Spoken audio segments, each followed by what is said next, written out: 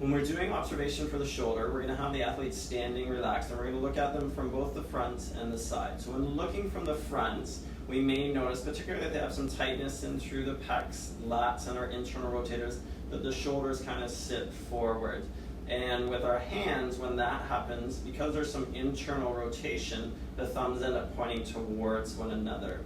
If we get them to set shoulders back in a good position, now the thumbs are pointing more straight ahead. When we look from the side, ideally, if they've got good posture, we can form a straight line between ear, shoulder, hip, lateral knee, and ankle.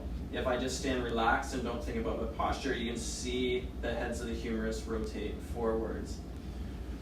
When we're looking from the front, we may notice that one shoulder is a little bit higher than the other, and typically the dominant limb, the dominant shoulder, is a bit lower. So I'm right hand dominant, my right shoulder is just a tiny bit lower than my left, and that's normal.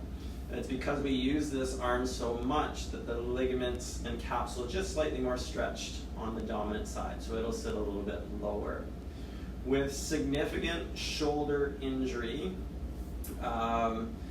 AC joint sprain, normally we have this smooth transition from the lateral edge of the clavicle to the acromion process right here. And it's a smooth transition. But if somebody has a grade 2 to certainly a grade 3 sprain of the AC joint, we may see a step defect. So because the AC ligaments and maybe the corticoclavicular ligaments have been torn, the clavicle is going to get pulled upwards by the upper fibers of the trapezius, and the weight of the arm is going to pull the scapula and therefore the acromion process down. So rather than the smooth transition between the clavicle and the acromion process, we have a step defect or a drop off from the lateral edge of the clavicle to the acromion process. So that would be a clue that they have a grade 2 to grade 3 AC joint sprain.